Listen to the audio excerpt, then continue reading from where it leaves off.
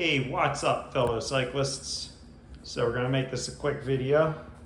Have a week on the SuperSix Evo build here, and I am pleased to report, overall, it's a great bike. There's really nothing wrong with the frame, any of the geometries, other than I like my bars lower than most people, and this is as low as we can get it with the Avian Canaries and their spacer. I talked to those guys, they're gonna make me something custom and try to get another 8 millimeters or so lower than this. So I'm really excited to be able to test that part when it comes. Other than that, yeah, the frame's stiff. It's not as stiff as my SLR9 Madone was. It's probably on par with my Pinarello. So it's, I would say it's probably middle of the pack. I've ridden a bunch of bikes that are nowhere near as stiff in the bottom bracket area when you're, cranking or out of the saddle pedaling. So I would say it's probably middle of the road, maybe slightly stiffer than middle of the road. As far as vertical compliance goes, riding with the standard seat post, I didn't really notice any kind of flex through that part. This is an ultralight one, and I'm running a carbon railed saddle. All my saddles I run with carbon paste in here, and I run the clamp as loose as I can possibly get it. That way I get some sort of flex, fore, or not fore and aft, but tilting wise. And while you can't really see it or measure, the amount of flex, it's probably like, 1 millimeter, maybe 2 millimeters at the tip of total flexion and articulation, but it really does help. So if your butt and your sit bones and stuff, and you're trying to just soften up the bike only through the saddle, try loosening your clamps and putting some carbon paste on that and see if that helps you out.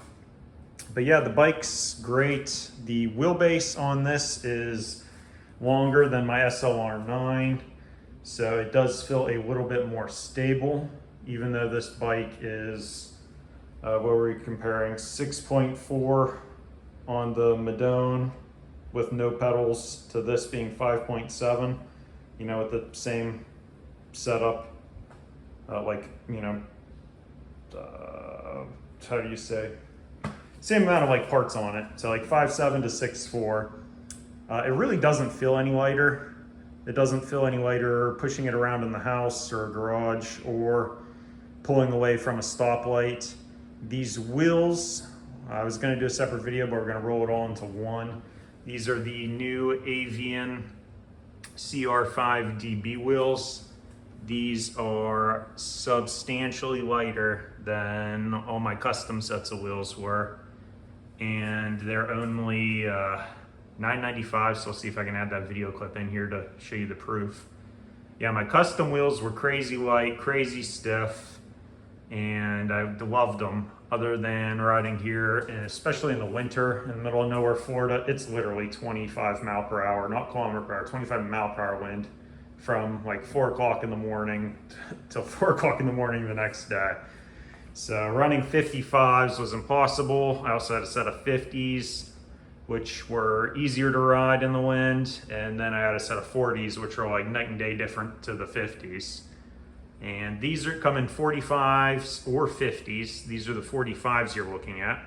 They're 21 internal, excuse me, and 30 external. These Vittoria Corsas are 32C, and they measure exactly 31. So we have a 0.5 millimeter, I guess, on each side between the widest point of the tire and the rim face. And the carbon spokes on this are not quite as wide as on my custom wheels. And I will say, I think that's the biggest difference in the wind. So these have a good cross breeze performance. The bike is not fighting you to get out, and twist when the wind shifts to 45 degrees or 90 degrees. So I highly recommend these in really strong wind conditions.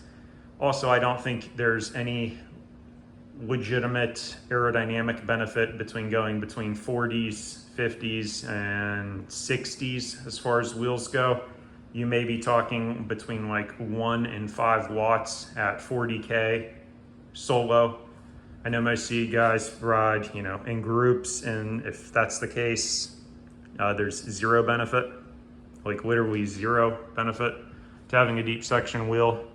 And then you're just paying the watt penalty of more stress, more core strength, more, you know, upper body, more stability, more brain power that you're burning trying to keep the bike straight. So as I rode this bike more and more, it's my impressions didn't change. I was gonna make a video a couple days into it, but yeah, the wheelbase is great. It steers, you know, nice at low speed without getting, you know, it's agile at low speed without getting darty and flighty at high speed. Almost all my riding here is solo at 39 to 40K. So decent speeds. Bike's stiff, not overly stiff. And it's super light. It does accelerate good. Like I said, these wheels are crazy light. But when you're used to riding other crazy light wheels, these, honestly, they don't feel really any difference. I don't think the rims could possibly be any lighter than what I used to have. That's where my previous 3 sets of wheels were, you know, on the insane level. I think all the weight savings on this is through the spokes, and these hubs are like retarded light. And I don't know if they did something different with the bearings, where those might, you know, be like 10 grams lighter for front and rear, something like that. But overall, it did end up to be, like I said, under 1,000, which is mind-boggling for a wheel that's, you know, not an old school V shape, like 18 mil internal, 27 external, something like that, that you would run 25C tires on. So as far as a modern day tubeless, oh, and they're hooked rims. So I won't ride a hookless wheel for obvious reasons, neither should you. And you really can't beat the weight. As far as the vertical compliance goes, yeah, the frame on this bike is softer than my Madone, and honestly, it's softer than that Checkpoint I built, which I was, if you saw any of those videos, ranting and raving about how outrageously stiff that thing was. So yeah, there's some compliance in this frame, but these wheels do have some decent compliance. They are quite stiff. So I have this kind of squeeze test. Not quite as stiff laterally as my other wheels. I know it's not super scientific, but I don't have any other device to measure that at this point. And they accelerate great, you know, from a stop. And if you're cruising at like 35K and you got to sprint all of a sudden, you know, put down 1,000 watts in the saddle to just squeeze through a red light, bike absolutely instantly snaps forward. It's so night and day going from like a 1,500 set gram of wheels to down to like a 1,200 set. And then once you're below, like I think 1,200 to like 1,100-ish to something like these that are under 1,000, there's not a whole lot of difference. But yeah, every single pedal stroke, you can feel the bike lunge forward. If you're doing more than like 300 watts, every single pedal stroke, it's just like thump, thump, thump, thump, thump. So it's good to have that feeling back and not have it be like muted and absorbed by those, you know, heavy aluminum rims I had on it prior. Yeah, don't have much else to say. It's fantastic. It's super light. Those of you that may have noticed with a sharp eye, these are not the Dura Ace rotors. So I just took those off. I have not ridden these yet, but these are something very special. I haven't seen anybody anywhere in the world running these, and I'm not gonna fill you in until I got some time on them, or if there's a catastrophic issue when I take them out tomorrow, then I'll report back. But yeah, I'm really excited about these as an ex-pro race car driver and superbike racer. I'm a big brake guy, so looking forward to that. All right, guys. Well, thanks for tuning in. If you want to buy a SuperSix Evo, it's got my blessing. The only difference between the guys riding a 58 and a 56 is that extra high stack height. So if you want a bike with a slammed kind of bar look, but without an outrageous seat to bar drop ratio, I mean, you're like at least 5'11", go with a 58. And that's where I'm kind of stuck at. I probably should have been on the 56 and just went with a much longer stem because I like my bars to be low. So this bike, the position here feels like an endurance bike to me for how high up the bars are relative to what I'm used to. So overall, am I happy with this setup? Ran me 5 figures, and it was supposed to be a cheap bike. But, you know, like I said, got rid of that Madone, and I really shouldn't have. I was into that thing for 16 grand, and I kept saying this is the best bike I've ever ridden, best bike I ever will ride. I love it, I love it, I love it. There wasn't a single thing I could complain about. And, you know, stupidly I sold it. I sold all my other bikes. I was like, all right, I'll get a cheap bike and just do like the bare minimum to it.